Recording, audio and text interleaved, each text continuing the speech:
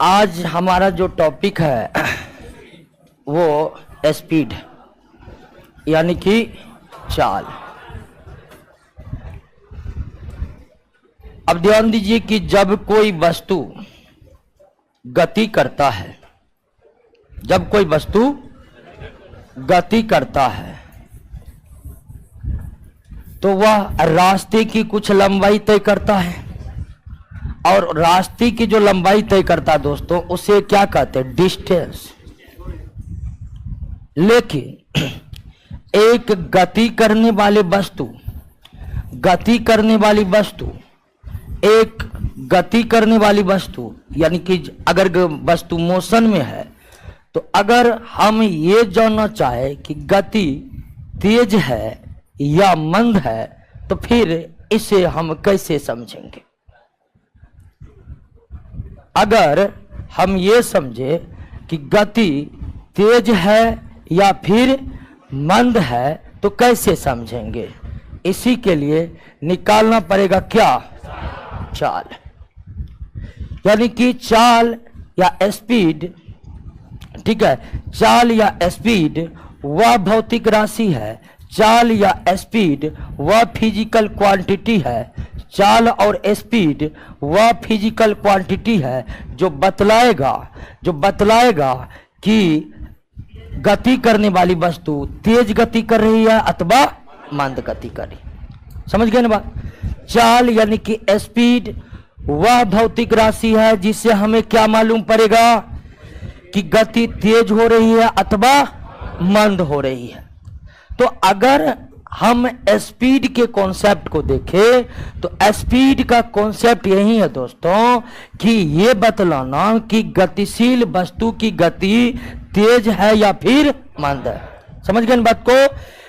Speed का concept यही है कि ये बतलाना कि वस्तु की गति तेज है या मंद है। मान लीजिए प्रश्न इस तरह का आ गया कि एक गतिशील वस्तु की तेज और मंद गति की जानकारी किस भौतिक राशि से प्राप्त होती है?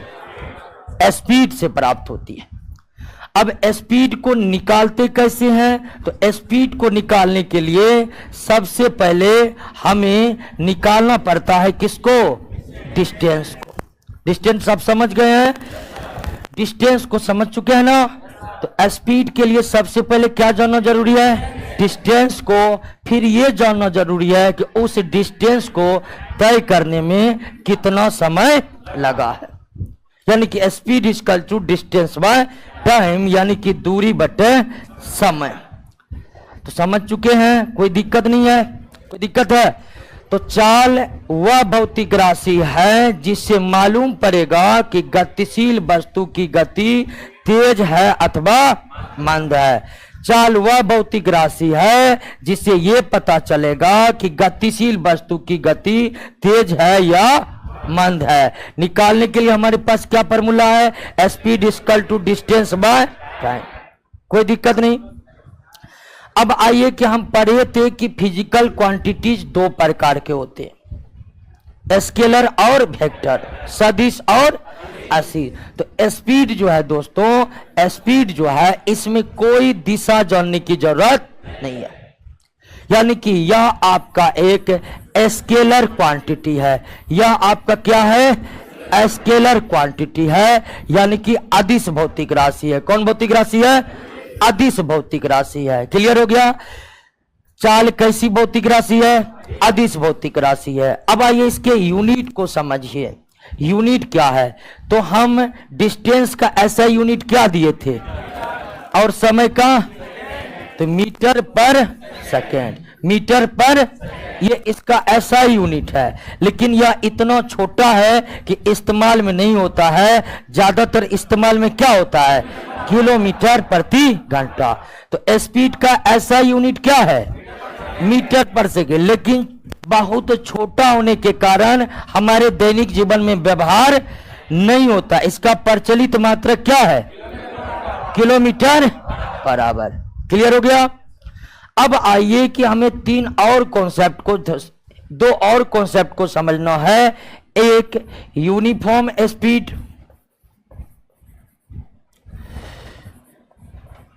यूनिफॉर्म स्पीड और non uniform speed. Uniform speed और नॉन यूनिफॉर्म स्पीड, यानी कि इसका मतलब होता है एक समान चाल और असमान चाल, एक समान चाल और असमान चाल। एक समान चाल और असमान चाल क्या है, वैसे आप समझ रहे होंगे कि दोनों क्या है। जब कोई वस्तु बराबर समय में बराबर दूरियां तय करती है, जब कोई वस्तु एक समय अंतराल में समान दूरी तय करती है, तब कहा जाता है कि वस्तु की चाल क्या है। मान लीजिए एक वस्तु पहला सेकेंड में 2 मीटर की दूरी तय किया, दूसरा सेकेंड में भी कितना दूरी तय किया, 2 मीटर दूरी तय किया, तीसरा सेकेंड में भी 2 मीटर दूरी तय किया, चौथा सेकेंड में भी 2 मीटर दूरी तय किया। ठीक है, एक वस्तु है जो गति कर रहा है और पहला सेकेंड हम मान लिया कितना दूरी तय किया, 2 मीटर, दूसरा सेकेंड कितना दूरी तय किया, 2 मीटर, तीसरा सेकेंड में भी 2 मीटर, चौथा सेकेंड में भी 2 मीटर। और एक दूसरी वस्तु भी है जो पहला सेकेंड मान लीजिए 2 मीटर दूरी तय किया, फिर दूसरे सेकेंड 3 मीटर दूरी तय किया, फिर तीसरे सेकेंड 1 मीटर दूरी तय किया, फिर चौथे सेकेंड 6 मीटर दूरी तय कर लिया। तो यहां पर 2 वस्तुएं हैं, एक ए और एक बी। और आपके पास जो डाटा उसमें आप क्या देख रहे कि वस्तु ए जो है समान समय अंतराल में, ये दूसरा सेकेंड है, ये दूसरा सेकेंड, यानी कि ये भी 1 सेकेंड है, ये भी 1 सेकेंड है, 1 सेकेंड है। ठीक है, तो वस्तु ए जो है वह समान समय अंतराल में समान दूरी तय कर रहा है कि नहीं। वस्तु ए प्रति सेकेंड कितना मीटर दूरी तय कर रहा है, लेकिन अगर वहीं वस्तु बी की दूरी, आप वस्तु बी के को देखें तो वस्तु बी जो है समान समय अंतराल में समान दूरी नहीं कर रही है, कभी ज्यादा कर रही है तो कभी कम कर रही है तो कभी। तो जब कोई वस्तु समान समय अंतराल में समान दूरियां तय करती है तो उसके चाल को दोस्तों क्या कहते हैं, यूनिफॉर्म। यानी कि यहां पर ए जो है उसका स्पीड यूनिफॉर्म है, एक समान है, वहीं इसका स्पीड क्या है दोस्तों, नॉन यूनिफॉर्म है। उसका क्या है दोस्तों, नॉन यूनिफॉर्म है। उसका क्या है दोस्तों, नॉन यूनिफॉर्म है।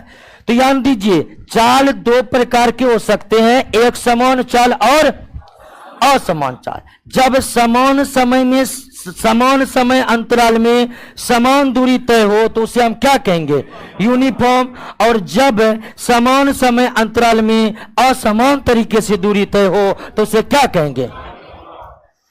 अब दोस्तों, एक समान चाल यूनिफॉर्म स्पीड का एक और मतलब होता है कि यूनिफॉर्म स्पीड में समान समय में समान दूरियां तय होती है, चाहे समय अंतराल कितना भी छोटा क्यों ना हो। अगर 1 सेकेंड में कोई 2 मीटर दूरी तय कर, फिर दूसरा सेकेंड यानी फिर अगला 1 सेकेंड में 2 मीटर दूरी तय कर रहा है और इसका चाल समान है, तो इसका मतलब होता है कि 0.1 सेकेंड में कितना दूरी तय हो रहा है, 1 मीटर दूरी का। यानी कि हर समय को हम जितना भी छोटा कर दे उसमें दूरी क्या होगी, एक समान होगी। यानी एक समान चाल है और 1 सेकेंड में दूरी 2 मीटर तय कर रहा है, तो मतलब आधा सेकेंड में उसकी दूरी कितनी होगी, फिर इसके आधा सेकेंड में इसकी दूरी कितनी होगी। यानी कि जितना भी समय छोटा करिए दूरी उसी हिसाब से कम होते जाएगा। एक समान चाल का मतलब नहीं कि पहला सेकेंड 2 मीटर दूरी तय कर लिया और दूसरा सेकेंड भी 2 मीटर दूरी तय कर लिया, लेकिन दूसरा के आधा सेकेंड में भी वो अगर 1 मीटर से ज्यादा दूरी तय किया हुआ है तो फिर भी उसे एक समान चाल नहीं माना जाएगा। तो एक समान चाल का अर्थ है कि समान समय में समान दूरियां तय हो, समान समय अंतराल में समान दूरियां तय हो, चाहे समय अंतराल कितना भी छोटा क्यों ना हो। यानी कि यही 1 सेकेंड में 2 मीटर तय करता है और एक समान चाल है, तो इसका मतलब है कि वह आधा सेकेंड में कितना दूरी तय कर रहा है, फिर उसके आधा समय में उसका आधा दूरी तय कर रहा है। तो क्लियर हो गया, बात समझ गए ना, कोई दिक्कत नहीं ना है, समझ गए बात को। अगर कोई वस्तु समान समय अंतराल में समान दूरियां तय कर रहा है, चाहे समय अंतराल कितना भी छोटा क्यों ना हो, तो उसके चाल को हम क्या मानेंगे? समान समय अंतराल में और समान दूरियां तय हो तो उसे क्या कहेंगे? हमारे दैनिक जीवन में ऐसा कोई भी उदाहरण नहीं मिलता है जिसमें चाल क्या हो? यूनिफॉर्म। हमारे सड़क पर जो आप बस चलते देखते हैं, बाइक चलते देखते हैं, कोई भी यूनिफॉर्म मोशन में नहीं रहता, सारा का सारा क्या होता है? नॉन यूनिफॉर्म मोशन में रहता है। यानी कि दैनिक जीवन में, डेली लाइफ में यूनिफॉर्म मोशन का उदाहरण कुछ भी नहीं है, सारा का सारा क्या है? नॉन। अभी आ रहे थे, जाम में फंस गया, इतना जाम रहता है कि यूनिफॉर्म मोशन बनाना समान है नहीं समान है। तो यूनिफॉर्म मोशन तभी मिलेगा जब आप फिजिक्स में सवाल बना रहे हैं। डेली लाइफ में ऐसा कोई भी एग्जाम्पल आपको नहीं मिलेगा, डेली लाइफ में ऐसा कोई भी एग्जाम्पल आपको नहीं मिलेगा। कोई दिक्कत है दोस्तों? इतना तक समझ गए ना? एक बार पुनः समझ लीजिए, वह भौतिक राशि जिसे ये पता चले कि गतिशील वस्तु की गति तेज है अथवा मंद है, उसे क्या कहते हैं? चाल कहते हैं। यानी गति तेज और मंद की जानकारी कौन देगा? चाल निकालने के लिए क्या फॉर्मूला है? दूरी बटे चाल का SI मात्रक क्या है? प्रचलित मात्रक क्या है? और प्रचलित मात्रक किलोमीटर पर आवर, इसलिए कि SI मात्रक काफी छोटा है, SI मात्रक काफी छोटा है। चाल कैसी भौतिक राशि है?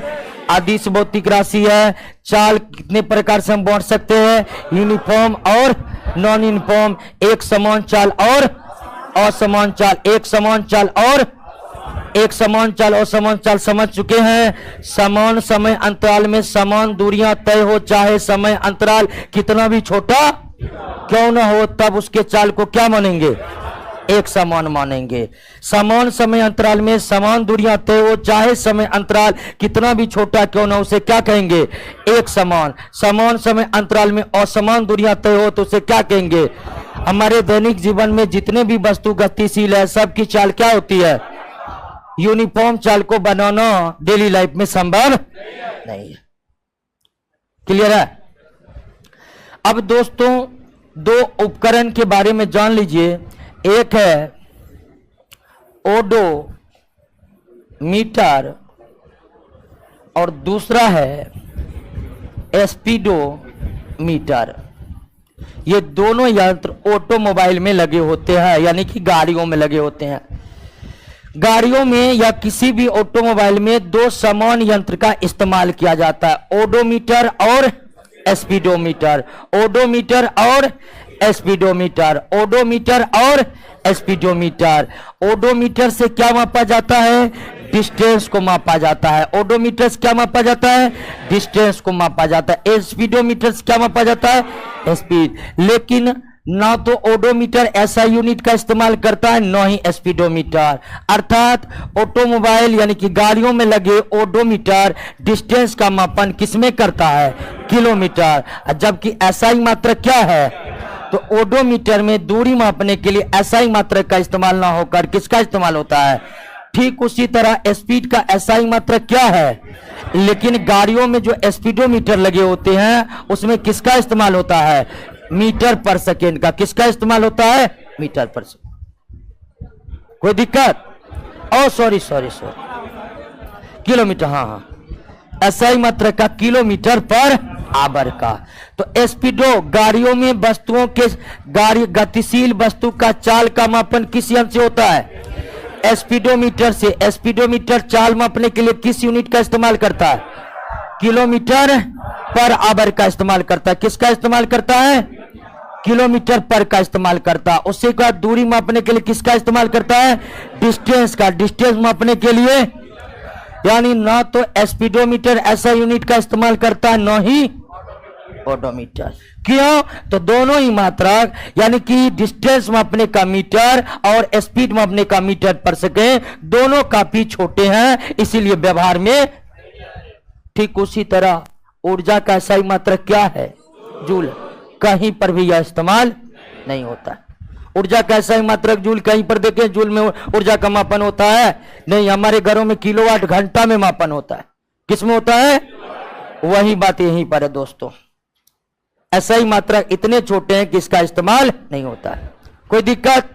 यहां तक कोई भी प्रश्न पूछेगा आप जवाब दे दीजिएगा। आइए एक नए भौतिक राशि, नए फिजिकल क्वांटिटी को समझते हैं। वेलोसिटी यानी क्या? वेग। अब ध्यान दीजिए कि अगर बाजिद नहीं, अगर गतिशील वस्तु की गति मंद है या तेज है, गतिशील वस्तु की गति मंद है या तेज है, इसकी जानकारी तो आपको मिल जाएगा किससे? स्पीड से। स्पीड बराबर डिस्टेंस बाय। लेकिन गतिशील वस्तु की दिशा भी अगर जानना है, गतिशील वस्तु की दिशा भी अगर जानना है, तो उसकी जानकारी हमें स्पीड से नहीं मिलेगी। बात को समझ रहे हैं ना कि गतिशील वस्तु की गति तेज है या मंद है, गतिशील वस्तु की गति तेज है या फिर मंद है, तो इसकी जानकारी हमें स्पीड से यानी कि चाल से मिल सकती है। लेकिन गतिशील वस्तु की गति तेज है और मंद है और किस दिशा में चल रहा है, ये तीनों जानकारी स्पीड से हमें नहीं मिल सकती। वेग वही भौतिक राशि है, वेलोसिटी वही फिजिकल क्वांटिटी है, जिससे आपको यह भी पता चल जाएगा कि गति मंद है या अथवा तेज है, और साथ साथ क्या पता चल जाएगा? दिशा, कि वह वस्तु किस दिशा में गति कर रही है। तो वेग वह भौतिक राशि है जिसमें चाल के साथ साथ यानी कि वस्तु के स्पीड के साथ साथ हमें क्या ज्ञात हो सकता है? दिशा भी ज्ञात हो सकता है। वेग वह भौतिक राशि है जिससे यह मालूम हो सकता है कि गति तेज है अथवा मंद है, और उसके साथ साथ क्या मालूम हो सकता है? तो एक भौतिक राशि जो सिर्फ यह बता रहा है कि गतिशील वस्तु तेज या मंद है, तो वो स्पीड है। और अगर कोई भौतिक राशि, अगर कोई फिजिकल क्वांटिटी ये बता रहा है कि गति तेज और मंद है और किस दिशा में है, तब वह राशि कौन है?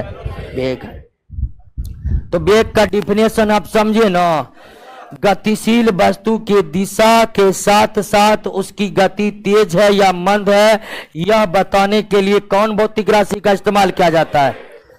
वेलोसिटी का इस्तेमाल किया जाता है। और वेलोसिटी पर एस में लिखते हैं, एस बराबर होगा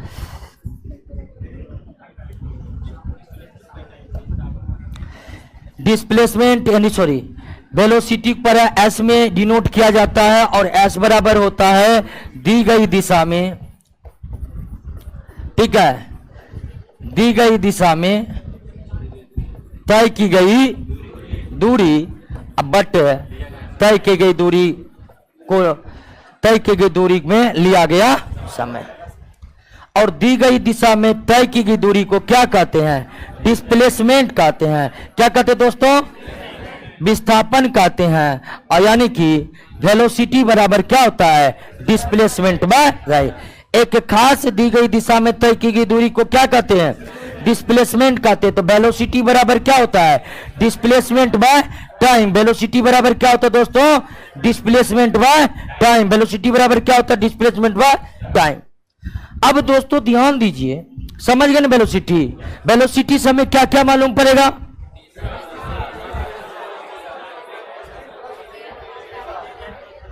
वेलोसिटी से मालूम पड़ेगा गति तेज है, मंद है, और उसके साथ साथ यानी कि चाल और वेग, स्पीड और वेलोसिटी में वेलोसिटी एक अधिक चीज की जानकारी देता है, और वो कौन? चूंकि यह दिशा की जानकारी देता है, इसीलिए यह आपका कैसा क्वांटिटी है? वेक्टर क्वांटिटी है। कैसा क्वांटिटी है? वेक्टर क्वांटिटी है, सदिश राशि है। चाल दिशा की जानकारी नहीं दे रहा था, इसीलिए वो क्या था? स्केलर क्वांटिटी है। तो चाल और वेग में यही अंतर है कि वेग चाल से एक अधिक चीज की जानकारी देता है, उसके क्या मतलब होता है? दिशा। लेकिन हम अपने दैनिक जीवन में कभी भी वेलोसिटी शब्द का इस्तेमाल नहीं करते हैं? कभी किए हैं वेलोसिटी का इस्तेमाल? लगभग हर जगह हम किसकी इस्तेमाल करते हैं? स्पीड का इस्तेमाल करते हैं। हम अपने दैनिक जीवन में कभी भी वेलोसिटी शब्द का इस्तेमाल नहीं करते हैं। वेलोसिटी का कॉन्सेप्ट तभी होता है जब आप फिजिक्स पढ़ते हैं। लगभग डेली लाइफ में हमें इस्तेमाल करना होता है, तो हम किसका इस्तेमाल करते हैं? स्पीड का इस्तेमाल करते हैं। किसका इस्तेमाल करते हैं? क्लियर है बात? समझ रहे हैं? अब आइए दोस्तों, एक चीज समझिए, जैसे कि आपको जैसे दे दिया कि वस्तु 25 मीटर पर सेकेंड के 25 मीटर पर सेकेंड 25 मीटर पर सेकेंड की दर से गतिशील है।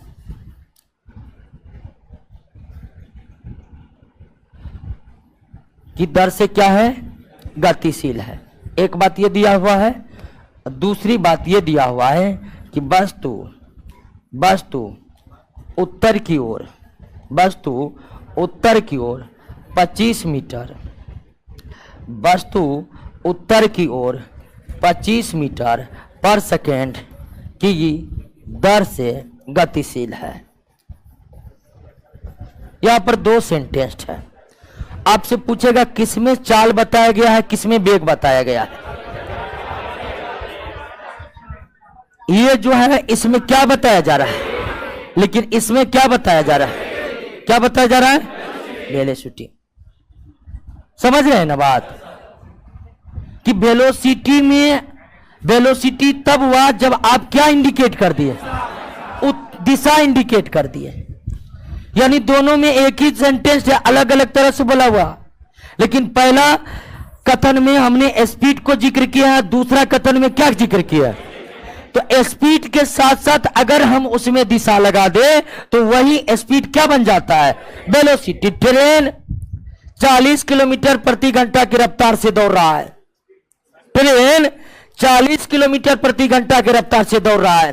क्या बताएं हम? स्पीड बताएं। ट्रेन अहमदाबाद की ओर 40 किलोमीटर प्रति घंटा की रफ्तार से। तो अब क्या बता दिया? दिशा क्लियर हो गया। किधर? तो अहमदाबाद की ओर। यहां भी दिशा क्लियर है। एक ट्रेन 40 किलोमीटर प्रति घंटा की रफ्तार से गतिशील है, यहां हम स्पीड बता रहे हैं ट्रेन की। लेकिन इसी सेंटेंस को इस तरह कह दे कि एक ट्रेन अहमदाबाद की ओर 40 किलोमीटर प्रति घंटा की रफ्तार से गतिशील है, तो तब हम क्या बता दिए हैं दोस्तों? वेलोसिटी बता दी। लेकिन प्रायः हम इस तरह से वेलोसिटी का जिक्र करते, यानी आम जिंदगी में डेली लाइफ में कहीं भी वेलोसिटी का इस्तेमाल होता ही नहीं है। वेलोसिटी तभी इस्तेमाल होता है दोस्तों जब हम फिजिक्स पढ़ते हैं, और अभी फिजिक्स पढ़ रहे हैं। क्लियर हो गया? अगर बोल दे राम 10 मीटर प्रति सेकेंड के रफ्तार से भाग गया, तो क्या बताए हम? स्पीड। राम श्याम की घर की तरफ 10 मीटर प्रति सेकंड रफ्तार से, तो क्या बता दिए हैं? वेलोसिटी। दिशा क्लियर कर दिए कि राम भागा किस दिशा में, तो जिस दिशा में श्याम का घर है। अब कहिए तो दिशा तो क्लियर नहीं, दिशा क्लियर है। अब आपको मालूम नहीं कि श्याम का घर किधर है तो अलग बात है, लेकिन दिशा क्या हो गया है? क्लियर हो गया है। कोई दिक्कत?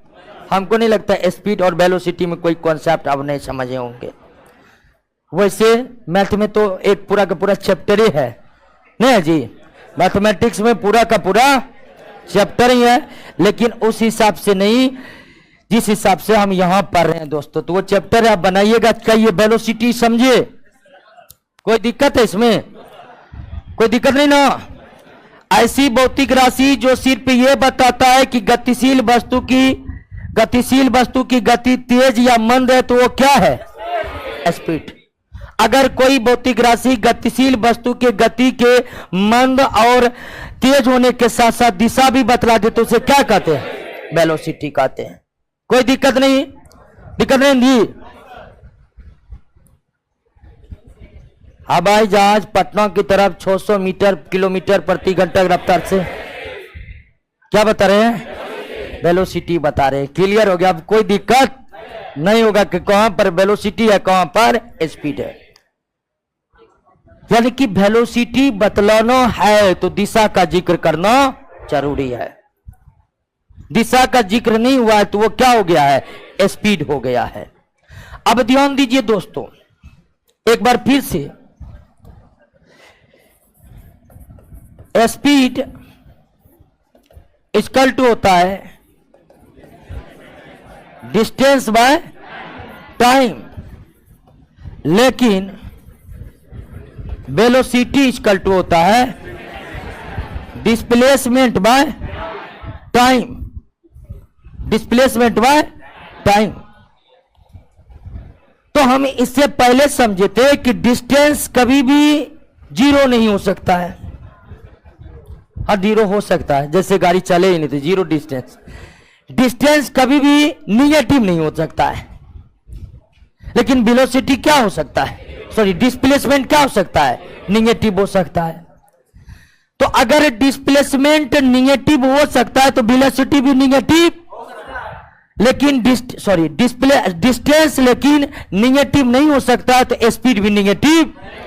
यानी कि चाल ऋणात्मक नहीं हो सकता है, लेकिन वेग ऋणात्मक हो सकता है। अगर किसी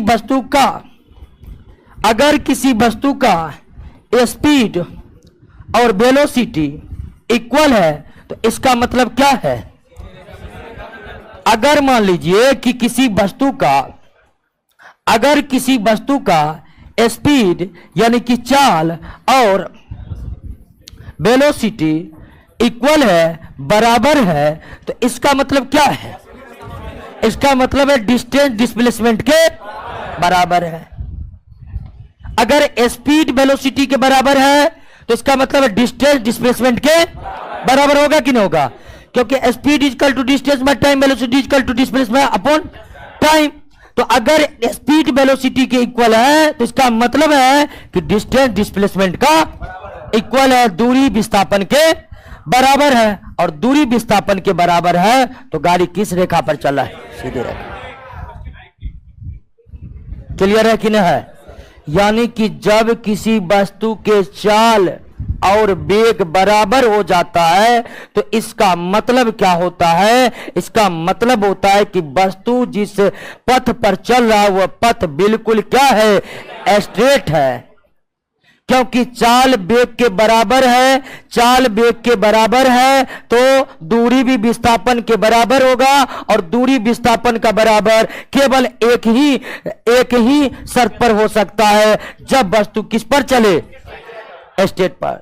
क्या स्ट्रेट लाइन के बिना अतिरिक्त कोई और स्थितियां है जी दोस्तों, नहीं है। तो इस तरह से भी प्रश्न दे सकता है कि किसी वस्तु की चाल और वेग बराबर है तो उसका पथ किस प्रकार का होगा। ऑप्शन में दे देगा सरल रेखीय पथ होगा, या वृत्ताकार पथ होगा, या घुमावदार पथ होगा, या और कोई नाम दे देगा। तो क्या होगा दोस्तों, सरल रेखीय पथ होगा, स्ट्रेट लाइन पाथ होगा। लेकिन वहीं अगर स्पीड वेलोसिटी के बराबर नहीं है तो इसका मतलब है कि पथ सीधा, इसका मतलब है कि पथ क्या है, टेढ़ा है। तो जब चाल वेग के बराबर हो तो पथ कैसा होगा, जब चाल वेग के बराबर नहीं हो तो पथ कैसा होगा, टेढ़ा मेढ़ा होगा। कैसा होगा, टेढ़ा मेढ़ा होगा। और अगर मान लीजिए कि वेलोसिटी एक गतिशील वस्तु 2 घंटा तक गतिशील है और उसके बाद भी उसका वेग कितना है, 0 है, तो इसका मतलब है कि उसका डिस्प्लेसमेंट भी कितना है, 0 है, और इसका मतलब है कि वस्तु जहां से चला था। एक मोटर कार पटना से 3 बजे खुला और शाम 7 बजे उसका वेग देखा गया तो 0 है, तो वह मोटर कार कहां पर है, पटने में है, क्योंकि वेग 0 हो गया। इसका मतलब डिस्प्लेसमेंट क्या हो गया, जीरो हो गया। डिस्प्लेसमेंट जीरो होने का मतलब जहां से खुला था वहीं पर पहुंच गया, यानी मोटर कार कहां पर है? पटना में। तो अब इस तरह के घुमा फिरा कर प्रश्न देगा तो कोई दिक्कत नहीं ना, कोई दिक्कत नहीं ना। एक बार पुनः देख लीजिए कि अगर स्पीड वेलोसिटी के बराबर है तो इसका मतलब पथ कैसा है? स्पीड वेलोसिटी के बराबर है तो पथ कैसा है? अगर स्पीड वेलोसिटी के बराबर है तो उसका पथ कैसा होगा? वृत्ताकार। कुछ समय गतिशील होने के बाद चाल कभी भी जीरो नहीं हो सकता, स्पीड कभी भी जीरो। अगर गतिशील वस्तु कुछ समय भी गतिशील रहा तो उसका स्पीड कभी भी जीरो, क्योंकि कुछ देर गतिशील रहेगा तो दूरी तो तय होगा ही होगा, दूरी तो तय होगा ही होगा। लेकिन अगर कुछ समय के बाद गतिशील रहा तो उसका वेलोसिटी जीरो हो सकता है। कैसे? तो गतिशील होने के बाद वस्तु जहां से गति करना प्रारंभ किया था वहीं पहुंच गया, तो डिस्प्लेसमेंट जीरो, इसीलिए वेलोसिटी भी जीरो। बात समझ गए कि नहीं? एक वस्तु गति करना प्रारंभ किया और कुछ समय के बाद क्या उसका स्पीड यानी कि चाल शून्य हो सकता है? असंभव हो ही नहीं सकता। यानी वस्तु गति करना स्टार्ट कर दिया है तो कुछ समय के बाद उसका चाल कभी भी शून्य नहीं हो सकता है। लेकिन एक वस्तु गति करना प्रारंभ कर दिया है तो कुछ समय बाद उसका वेलोसिटी यानी वेग जीरो हो सकता है। और कैसे हो सकता है? तो जब वस्तु जहां से गति करना स्टार्ट किया घूम फिरकर वहीं पर पहुंच जाए तो वैसी स्थिति में उसका वेलोसिटी जीरो हो जाएगा, लेकिन उसका स्पीड जीरो। कोई दिक्कत? समझ के बात को? तो चाल और वेग में इतना ही, कोई दिक्कत यहां तक? अब इस पर आधारित सवाल पूछेगा, बनेगा ना? एक वस्तु का चाल और वेग बराबर है तो पथ कैसा है? चाल और वेग बराबर नहीं, पथ कैसा है? गतिशील वस्तु गति करना प्रारंभ कर चुकी है तो कुछ समय बाद उसका क्या चाल जीरो हो सकता है? गतिशील वस्तु गति करना प्रारंभ कर दिया है तो उसका वेग जीरो हो सकता है? बिल्कुल हो सकता है। चाल जीरो नहीं हो सकता, वेग जीरो। अगर गतिशील वस्तु कुछ समय गति करने के बाद अगर देखा जा रहा है कि उसका वेग शून्य है तो वह उसकी स्थिति कैसी होगी? वह उसी जगह पर पहुंच गया है जहां से वह गति करना प्रारंभ। कोई दिक्कत? आइए आगे जो समझना है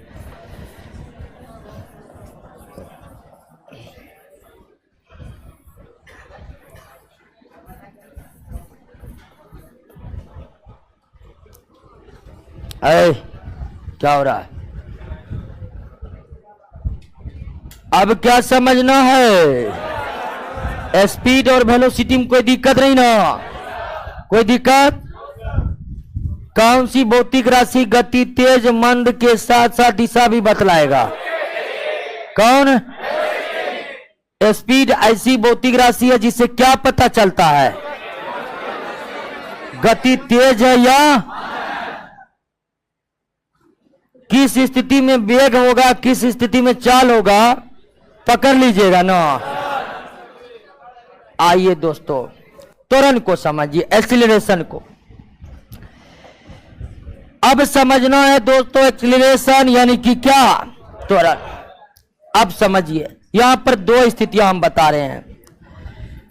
एक वस्तु ए है और मान लीजिए कि पहला सेकेंड उसका चाल या वेग 3 मीटर पर सेकेंड त्वरण, और वस्तु मान लीजिए सीधी रेखा पर चल रहा है।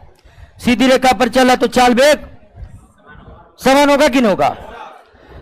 तो एक वस्तु ए है जिसका चाल पहला सेकेंड कितना है?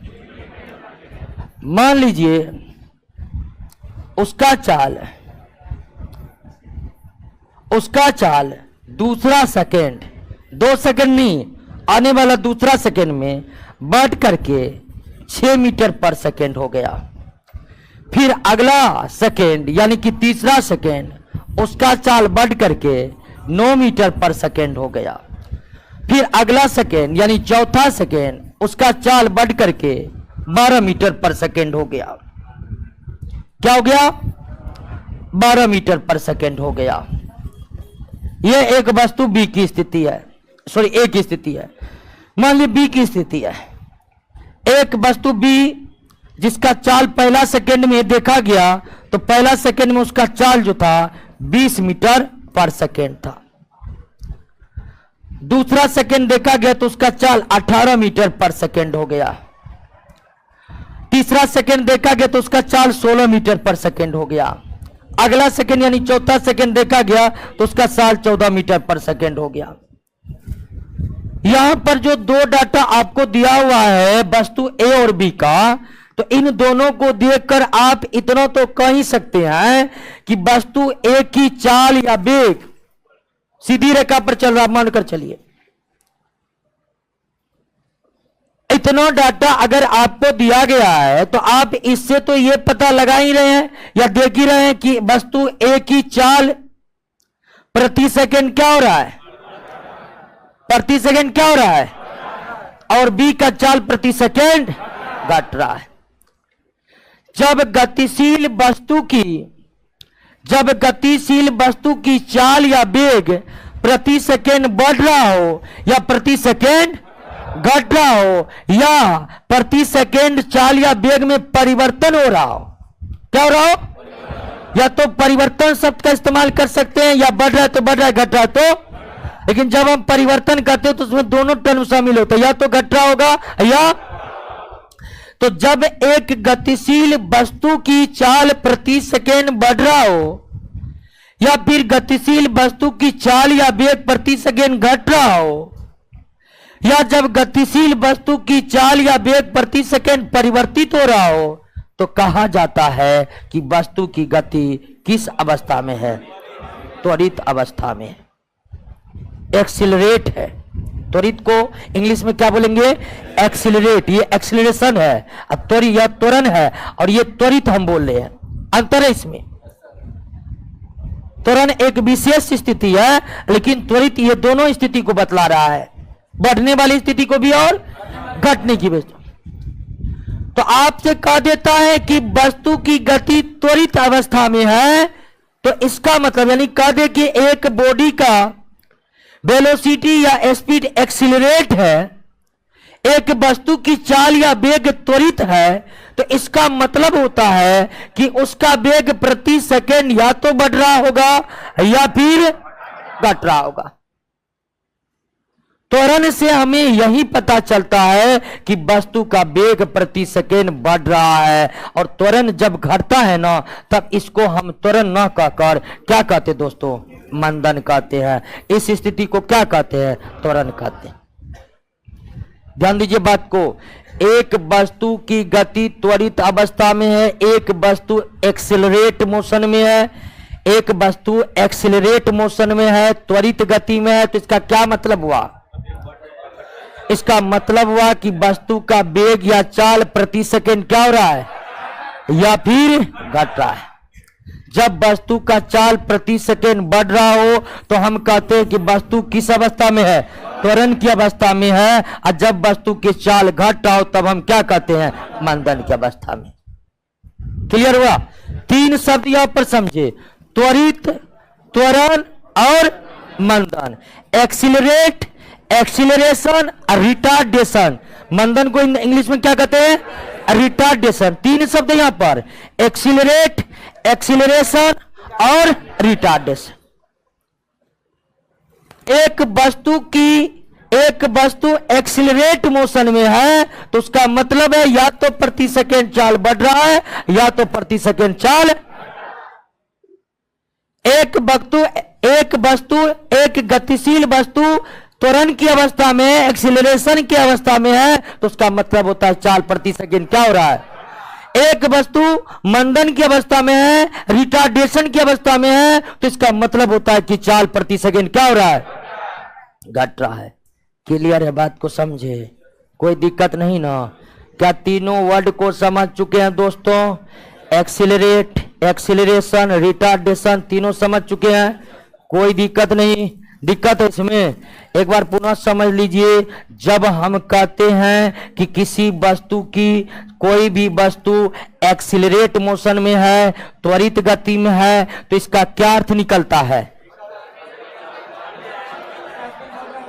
तो त्वरित अवस्था में दोनों मतलब निकलता है, या तो प्रति सेकेंड वेग बढ़ रहा है या तो प्रति सेकेंड वेग। जब हम कहते हैं वस्तु त्वरण की अवस्था में है, एक्सीलरेशन की अवस्था में, इसका क्या मतलब निकलता है? क्या निकलता है? कि वेग प्रति सेकेंड बढ़ रहा है। अगर हम कहते हैं कि वस्तु मंदन की अवस्था में, इसका क्या मतलब निकलता है? कोई दिक्कत नहीं ना, समझ गए ना? अब इसको निकालेंगे कैसे? त्वरण और मंदन को निकालने का तरीका क्या है? तो त्वरण या मंदन बराबर होता है वेग में परिवर्तन, वेग में परिवर्तन या चाल में परिवर्तन, क्योंकि सीधी रेखा पर ही चल रहा है दोस्तों, हम पहले क्लियर कर चुके हैं। वेग में परिवर्तन अब बटे परिवर्तन में लगा समय। अब वेग में परिवर्तन कैसे निकालते हैं? तो देख लेते हैं कि अंत में उसका वेग कितना है और शुरुआत किस वेग से हुआ था। ठीक है, अंतिम वेग और प्रारंभिक वेग। जब वस्तु के अंतिम वेग में से प्रारंभिक वेग को घटा देते हैं तो क्या निकल जाता है? वेग में परिवर्तन निकल जाता है। जब वस्तु के अंतिम वेग में से प्रारंभिक वेग को निकाल देते हैं तो क्या निकल जाता है? वेग में परिवर्तन अब बटे समय। अंतिम वेग को v में डिनोट किया जाता है और प्रारंभिक वेग को u में, समय को t में। तो a बराबर v माइनस यू बाय, इसी का मान माइनस निकल जाएगा तो वो क्या हो जाएगा? मंदन। अब प्लस निकल जाएगा तो त्वरण। तो a बराबर v minus u by t, a बराबर v minus u by t. यानी कि अंतिम वेग प्रारंभिक वेग दिया हुआ हो और प्रारंभिक वेग को अंतिम वेग में होने में लगा समय दिया हो तो हम त्वरण या मंदन दोनों निकाल सकते। क्लियर हो गया? कोई दिक्कत? समझ गए जी?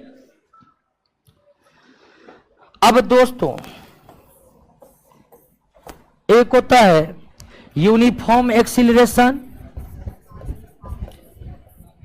एक समान त्वरण, और दूसरा क्या? नॉन यूनिफॉर्म एक्सीलरेशन यानी कि असमान त्वरण।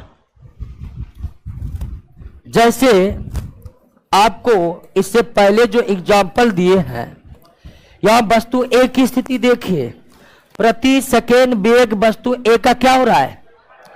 बढ़ रहा है। बढ़ रहा है कि नहीं बढ़ रहा है? लेकिन एक समान तरीके से या असमान तरीके से?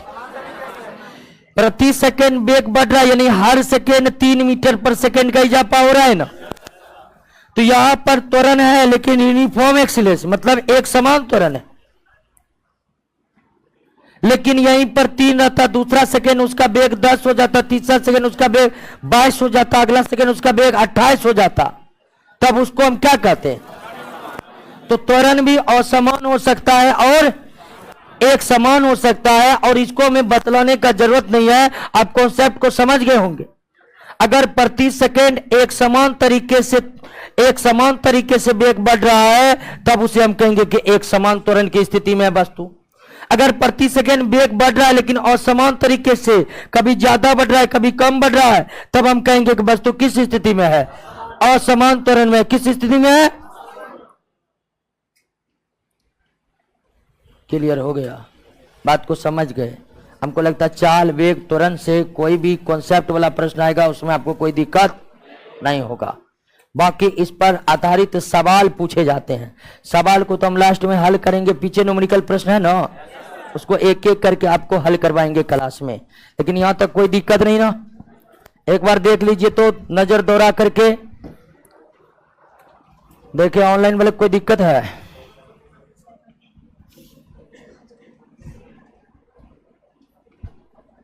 बाप रे, ऑनलाइन में तो कह रहा बारूद, बारूद का है लिख रहा है। ए हल्ला मत कर, पढ़ने बोलिए ना। हाँ बोलिए।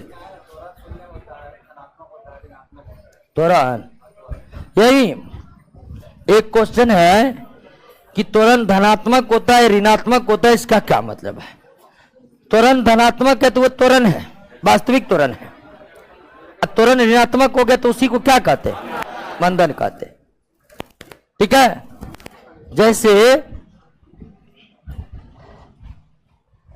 जैसे त्वरण निकल गया 3 मीटर प्रति सेकेंड स्क्वायर, ये त्वरण है, लेकिन ये आपका क्या है, मंदन है। ये आपका धनात्मक त्वरण है, ये आपका कैसा त्वरण है, ऋणात्मक त्वरण है। त्वरण धनात्मक और ऋणात्मक होने का क्या मतलब है, तो धनात्मक त्वरण धनात्मक पॉजिटिव, यही है वास्तविक त्वरण। आपको बताए थे इससे पहले ए बराबर v minus u by t. अगर इसका मान निकाले और ये निगेटिव निकल जाए तो ए बराबर मान लीजिए माइनस निकल जाए तो माइनस त्वरण को ही क्या कहते हैं, मंदन। अंतर यह है कि आप इस माइनस को त्वरण लिखते हैं तो इस तरह लिख सकते हैं, लेकिन रिटार्डेशन यानी मंदन लिख रहे तब माइनस लिखने का कोई जरूरी नहीं है। तो आप त्वरण बराबर -3 मीटर प्रति सेकेंड स्क्वायर हो, लेकिन इसको आप इस तरह से भी लिख सकते हैं, यानी कि जब मंदन लिख रहे हो तो माइनस लिखना जरूरी नहीं है, मंदन में ही माइनस इंक्लूड है। तो ऋणात्मक त्वरण का मतलब मंदन यानी रिटार्डेशन है, कोई दिक्कत। त्वरण का मात्रक मीटर प्रति सेकेंड स्क्वायर होता है। अब एक क्वेश्चन और है कि त्वरण शून्य कैसे होगा, त्वरण शून्य कैसे होगा, त्वरण शून्य कैसे होगा। अब फिर बता रहे हैं कि एक वस्तु है, ध्यान दीजिए, त्वरण शून्य कैसे होगा इसको समझ लेते हैं। पहला सेकेंड, मान लीजिए एक वस्तु का चाल पहला सेकेंड 10 मीटर पर सेकेंड है, दूसरा सेकेंड 2 सेकेंड नहीं है, दूसरा सेकेंड है, ये ध्यान रखिएगा, इसका चाल 12 मीटर पर सेकेंड हो गया। तीसरा सेकेंड मान लीजिए चाल 14 मीटर पर सेकेंड हो गया। चौथा सेकेंड चाल मान लीजिए 16 मीटर पर सेकेंड हो गया। एक वस्तु बी है, इसका चाल मान लीजिए पहला सेकेंड 16 मीटर पर सेकेंड है, दूसरा सेकेंड घट करके 14 मीटर पर सेकेंड हो गया, तीसरा सेकेंड घट करके 12 मीटर पर सेकेंड हो गया, और पहला सेकेंड घट करके 10 मीटर पर सेकेंड हो गया। एक तीसरा वस्तु सी लेते हैं जिसका चाल पहला सेकेंड 10 मीटर पर सेकेंड हो गया, दूसरा सेकेंड 10 मीटर पर सेकेंड ही है, तीसरा सेकेंड भी 10 मीटर पर सेकेंड ही है, और चौथा सेकेंड भी 10 मीटर पर सेकेंड। यह 3 परिस्थितियां हमारे सामने में, आपके सामने 3 परिस्थितियां हैं, वस्तु ए, वस्तु बी, वस्तु सी। वस्तु ए की चाल प्रति सेकेंड क्या हो रहा है, बढ़ रहा है, तो वस्तु का ए निकालिए, अंतिम वेग इसका कितना है, 16 है, प्रारंभिक वेग कितना है, 10 से टोटल 1 2 3 4, कितना हो गया 6/4, यानी कि 3/, यानी कि 1.5 मीटर, गड़बड़ा गया, 2 मीटर प्रति सेकेंड की दर से बढ़ रहा है, तो अंतिम वेग 16 हो गया। देखिए 1 2 3 सेकेंड में हुआ। देखिए पहला सेकेंड से दूसरा सेकेंड 1 ही सेकेंड हुआ, यहां पर समय कितना होगा, 3 होगा, 3 सेकेंड है। पहला सेकेंड उसका चाल 10 मीटर है, दूसरा सेकेंड तो 1 सेकेंड में कितना चाल बतला, 2 मीटर पर सेकेंड। तो यहां पर टोटल समय यानी कि 16 मीटर पर सेकेंड होने में 3 सेकेंड लिया है। कितना सेकेंड लिया है दोस्तों, 3 सेकेंड। तो 1 मिनट, तो इस स्थिति में ए बराबर अंतिम वेग कितना है, प्रारंभिक वेग कितना है, समय कितना 3, कितना हो गया 6/, यानी 2 मीटर प्रति सेकेंड। यहां पर वस्तु किस स्थिति में, त्वरण की स्थिति में। वहीं यहां पर निकालिए तो ये दोस्तों आपको निकल जाएगा -2 मीटर, क्योंकि माइनस निकलेगा, आपका भी कम है, आयु क्या है, तो कम में ज्यादा घटेगा, माइनस आएगा ना। लेकिन अगर आप सी को देख रहे हैं तो चाल में कोई परिवर्तन, अंतिम वेग माइनस प्रारंभिक वेग बराबर 0, यानी एक्सीलरेशन बराबर, अर्थात त्वरण 0 होने का मतलब है कि वस्तु के गति में कोई परिवर्तन सॉरी वस्तु के वेग में कोई परिवर्तन। तो जब वस्तु एक समान चाल से चल रही हो, जब वस्तु एक समान वेग से चल रही हो, तो उस परिस्थिति में वस्तु का त्वरण कितना होगा? 0 होगा। यानी एक वस्तु गतिशील है और 10 सेकेंड तक उसका त्वरण 0 बना हुआ है, तो इसका मतलब है कि उसका वेग क्या है? एक समान है। वेग क्या है? तो जब वेग एक समान रहता है ना, तब ही त्वरण क्या होता है? 0 होता है। प्रति सेकेंड वेग बढ़ रहा है तो त्वरण धनात्मक, प्रति सेकेंड वेग घट रहा है तो त्वरण ऋणात्मक का, और प्रति सेकेंड वेग एक ही समान हो, एक ही तरह हो, तो त्वरण 0। त्वरण धनात्मक हो सकता है, त्वरण ऋणात्मक हो सकता है, त्वरण 0 हो सकता है। त्वरण धनात्मक होने का क्या मतलब है? त्वरण धनात्मक होने का क्या मतलब है? त्वरण ऋणात्मक होने का मतलब? त्वरण 0 होने का मतलब? वेग एक समान है। त्वरण धनात्मक होने का मतलब है कि वेग प्रति सेकेंड, त्वरण ऋणात्मक होने का मतलब है वेग प्रति सेकेंड, और त्वरण 0 होने का मतलब है कि वेग एक समान है। क्लियर है? और कई दिक्कत, एक बार पुनः ध्यान दीजिए, चाल वेग त्वरण में कोई दिक्कत? एक वस्तु की गति त्वरित है, इसका क्या मतलब हुआ? त्वरित का मतलब या तो वेग घटा या वेग। एक वस्तु का त्वरण 0 है, इसका मतलब क्या है? वेग क्या है? एक समान है। चाल से हमें क्या मालूम चलता है कि गति मंद है या गति मंद? धीमी के साथ साथ दिशा भी जोड़ने के लिए क्या चाहिए? क्या चाहिए? वेलोसिटी चाहिए। कोई दिक्कत नहीं है। अब गति के 3 नियम है, उसको समझना है। ठीक है? त्वरण को समझ गए ना? गति के 3 नियम, गति के 3 नियम, और तीनों नियम निकाला हुआ है। क्या? गति के तीनों नियम को देखिए। इसी तीनों नियम पर हमारा सारा न्यूमेरिकल बनेगा इस चैप्टर का। आइए दोस्तों समझ लीजिए, एक बार समझा देते हैं। वैसे जिनका मैथ मजबूत है उसे कोई दिक्कत नहीं होगा, फिर भी एक बार समझ लेते गति के 3 समीकरण को कैसे निकालते हैं। इसको निकालने के लिए हालांकि परीक्षा में नहीं पूछा जाता है, लेकिन फिर भी कुछ भी कहा नहीं जा सकता, क्या पूछ ले। लेकिन सवाल जो जितने भी न्यूमेरिकल है इस चैप्टर का, यही 3 फार्मूला का यूज करके बनेगा। तो ये जो फार्मूला है, इसमें वस्तु का चाल या वेग क्या है? एक समान है। चाल और वेग क्या है दोस्तों? एक समान है।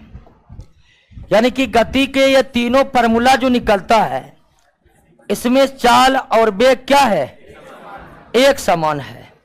अगर कहीं पर त्वरण का जिक्र हुआ है, वो भी क्या है? एक समान है। और वस्तु की गति का पथ सीधी रेखा पर है। अभी जो गति के 3 समीकरण हम पढ़ने जा रहे हैं, उस समीकरण की शर्त क्या क्या है कि सारे समीकरण तब लागू होंगे जब पथ क्या हो? सीधी रेखा पर। त्वरण क्या हो? चाल और वेग भी क्या हो? एक समान हो। चाल और वेग असमान हो सकता है, सॉरी, चाल और वेग असमान हो सकता है, लेकिन त्वरण हमेशा क्या बना हुआ है? और वस्तु हमेशा सीधी रेखा पर चला। तो एक समान त्वरण से सीधी रेखा पर चल रही सीधी रेखा पर गतिशील वस्तु के गति के कितने समीकरण हमको जानना है? तीनों समीकरण में वस्तु, गतिशील वस्तु का पथ क्या है दोस्तों? सीधी रेखा है। और त्वरण क्या है? एक समान है। त्वरण क्या है? एक समान है। तो पहला समीकरण तो सीधे निकल जाता है, a minus b by u by क्या होता है? यानी त्वरण बराबर अंतिम वेग माइनस प्रारंभिक वेग बटे, त्वरण बराबर अंतिम वेग माइनस प्रारंभिक वेग बटे समय। तो at बराबर क्या हो जाएगा? यानी b बराबर u प्लस 80। तो पहला समीकरण ये याद भी होगा बहुत को, तो पहला इक्वेशन क्या निकल गया, b बराबर u प्लस AT। इसको याद रखना, जहां b क्या है अंतिम वेग, u क्या है प्रारंभिक वेग, a क्या है t क्या है, तो b बराबर u प्लस AT, b बराबर u प्लस, ये फर्स्ट इक्वेशन कहलाता है। लेकिन शर्त है कि वस्तु एकदम सीधी रेखा पर है और त्वरण क्या है, अगर वस्तु सीधी रेखा पर नहीं है, त्वरण एक समान नहीं है, तब यह समीकरण लागू नहीं होगा। तब कौन लागू होगा, तब जो भी लागू होगा उसकी हमें जरूरत नहीं है। दूसरा समीकरण औसत वेग से निकलता है। औसत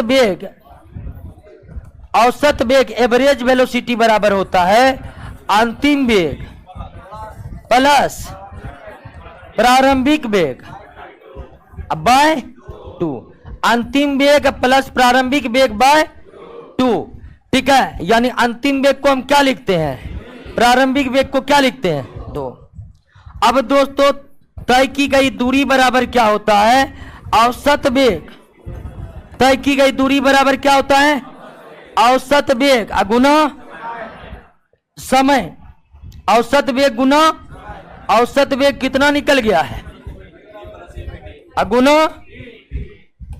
अब दोस्तों v plus u by 2 into t. अब हम v की जगह u प्लस AT रख सकते हैं, क्योंकि फर्स्ट इक्वेशन ऑफ मोशन में v बराबर कितना निकला है, तो v की जगह u प्लस AT दे देंगे बटे 2 इंटू क्या हो गया t। कोई दिक्कत है, और दूरी को s में इंडिकेट किया जाता है, दूरी को s में इंडिकेट किया जाता है। चूंकि वस्तु सीधी रेखा पर चल रहा है तो दूरी और विस्थापन क्या होगा, तो आप इसको डिस्प्लेसमेंट भी कह सकते हैं और डिस्टेंस भी कहते हैं, कोई दिक्कत नहीं है, क्योंकि हम पहले क्लियर कर चुके हैं कि ये इक्वेशन उसी समय लागू होगा जब वस्तु सीधी रेखा पर गतिशील हो और उसका त्वरण जो है क्या हो, अन्य परिस्थितियों में लागू। तो इसको हम S में इंडिकेट करते हैं, S डिस्प्लेसमेंट भी है और दूरी भी है। अब क्या हो गया है 2u AT बाय 2 इंटू कितना हो गया t, कोई दिक्कत नहीं। अब t से गुना कर दीजिए 2ut प्लस AT स्क्वायर बटे 2, कोई दिक्कत है, बराबर 2u2 by 2 plus AT square by 2 लिख सकते इसको, कोई दिक्कत है। 2 क्या हो गया कट गया, तो S बराबर UT plus half AT square. ये गति का क्या समीकरण हो गया, दूसरा समीकरण। क्लियर है, तो पहला समीकरण क्या निकल गया, v बराबर u प्लस AT, S बराबर UT प्लस, जहां S डिस्टेंस और डिस्प्लेसमेंट दोनों को इंडिकेट कर रहा है, क्योंकि वस्तु कब चल रहा है, सीधी रेखा पर चल रहा है। वस्तु कैसे चल रहा है दोस्तों, सीधी रेखा पर। तो S बराबर UT plus half AT square, S बराबर UT plus half AT square, S बराबर UT plus half AT square, V बराबर U प्लस AT। अब तीसरा इक्वेशन कैसे निकालते हैं, तीसरा इक्वेशन S बराबर UT plus half AT square पर t का मान रखने पर निकलता है। S बराबर UT plus half AT square में t है ना, अगर इस पर t का यानी कि इस समीकरण पर t का मान रखेंगे तो हमें मोशन का कैमस समीकरण प्राप्त हो जाएगा, तीसरा समीकरण प्राप्त हो जाएगा। मोशन का कैमस समीकरण प्राप्त हो जाएगा दोस्तों, तीसरा समीकरण प्राप्त हो जाएगा। आइए दोस्तों, a बराबर b minus u by t, यानी AT बराबर b minus u by b minus u हो जाएगा, यानी t बराबर b minus u by a। t का मान निकल गया, t बराबर b माइनस यू बाय, जहां भी अंतिम वेग u प्रारंभिक वेग a क्या है, एक्सीलरेशन है, तो t बराबर b minus u by a, t बराबर b minus u by. Clear. अब इसका मान इस पर रख दीजिए, आपका तीसरा समीकरण निकल जाएगा। t का मान दोस्तों इस पर रख देते हैं। आइए t बराबर क्या निकल गया, v माइनस यू बाय, आइए रखते हैं। चलिए कैलकुलेशन गलती नहीं होनी चाहिए, ut प्लस आप इस पर किसका मान रखेंगे? यही रखेंगे। आइए रख देते हैं u v minus u by a plus half a v minus u by a का क्या हो जाएगा? क्लियर हो गया? आइए u से गुना करिए यू भी माइनस यू स्क्वायर अब बटे ए, कोई दिक्कत? Plus half a minus b का whole square, a minus b का होल स्क्वायर बराबर a square plus b square minus 2ab। याद है फॉर्मूला? ए माइनस बी का whole square a square plus b square minus अब बटे ए square. कहिए कोई दिक्कत?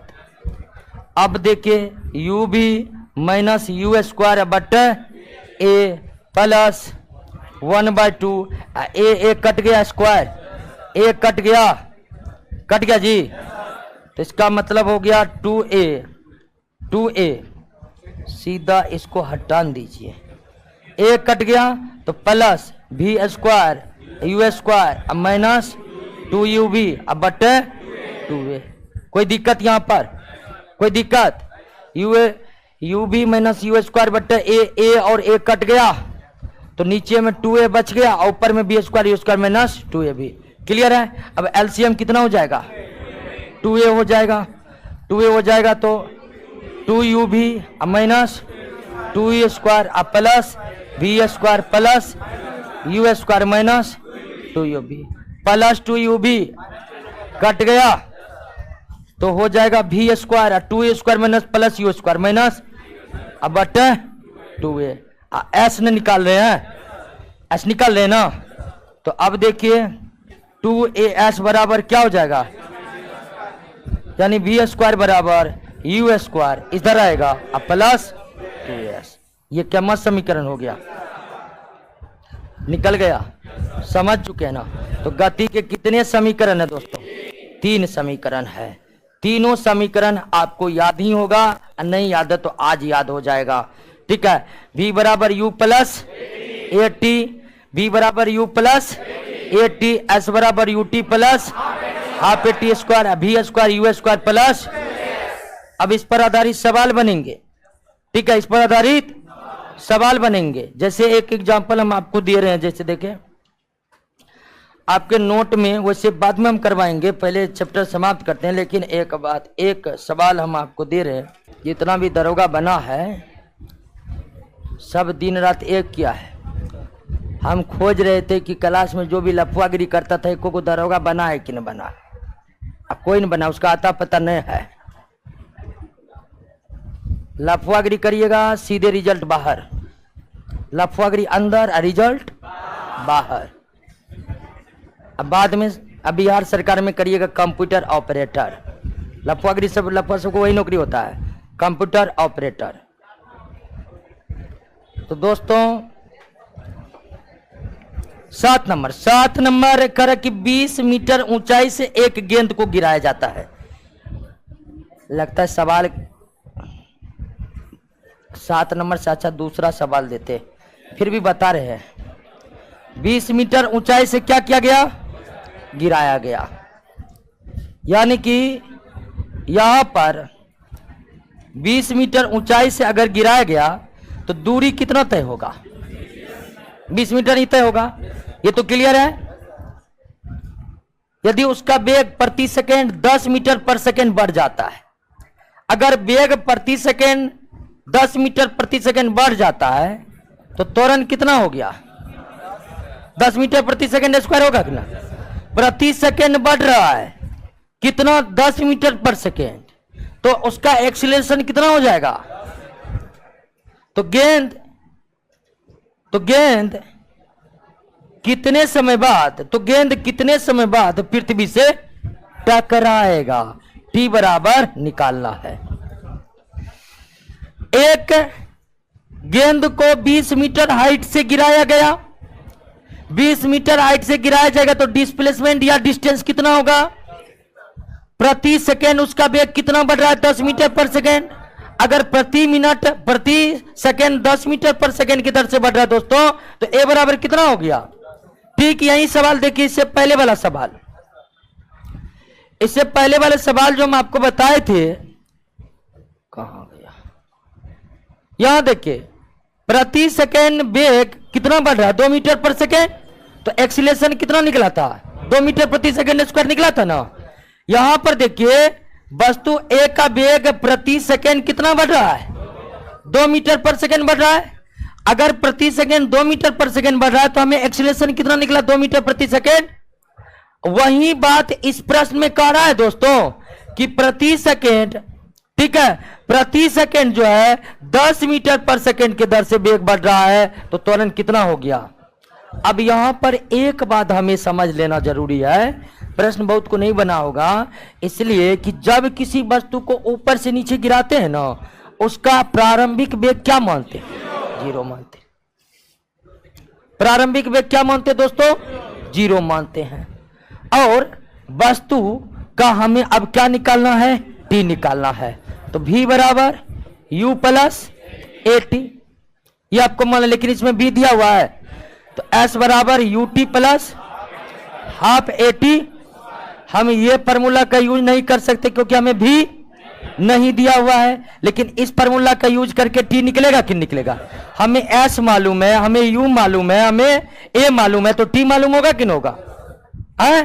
अगर आपको s मालूम है, अगर आपको u मालूम है, u कैसे मालूम है? तो ये क्लियर कट है कि जब कोई वस्तु ऊपर से नीचे गिरता है तो उसका प्रारंभिक वेग कितना? 0 होता है, ये मान कर चलिए। या जब कोई वस्तु विराम से गति स्टार्ट करना शुरू करता है, यानी कि जो वस्तु रुका हुआ था गति करना शुरू किया, तो भी प्रारंभिक वेग कितना? तो s कितना हो गया? u 0 है तो u t, a कितना है? टी निकालना है, टी निकालना है। तो 20 बराबर कितना हो गया? 5t स्क्वायर, 5 चौके 4 बराबर कितना हो गया? टी बराबर 2 सेकेंड। क्लियर हो गया?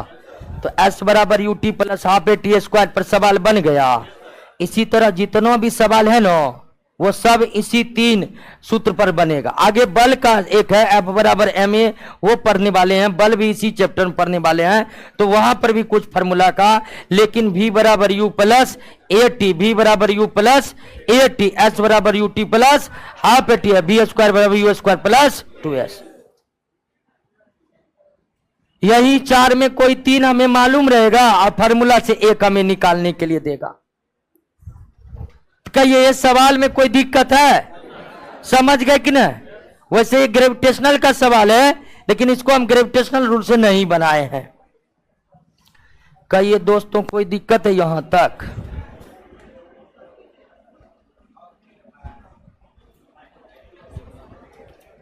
ऑनलाइन वाला सब बहुत गड़बड़ सर्वर बोल रहा है।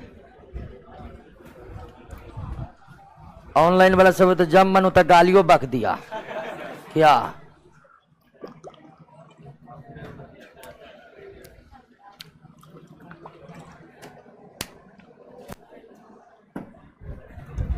क्या ये कोई दिक्कत? समझ गए? तो आज चाल, वेग, त्वरण, इससे घुमा फिरा कर कॉन्सेप्ट वाला जो सवाल देगा उसमें कोई दिक्कत? एक वस्तु सीधी रेखा पर चल रहा है तो उसका चाल वेग क्या होगा? समान होगा। तो क्लियर? यहां तक कोई दिक्कत नहीं। अब जो हमारा टॉपिक है ग्राफ, छोड़ दें? अच्छा ठीक है छोड़ देते हैं, लेकिन एक बात समझिए, है हल्ला मत करिए। ग्राफ तो ओरिजिनल ग्राफ होता है, आप पढ़े भी होंगे 9th 10th 11th 12th में ग्राफ का, लेकिन हम जो इस मोशन में ग्राफ पढ़ेंगे, हमारा ग्राफ पढ़ने का उद्देश्य है कि परीक्षा में जो प्रश्न ग्राफ से रिलेटेड आते हैं उसको सॉल्व करना।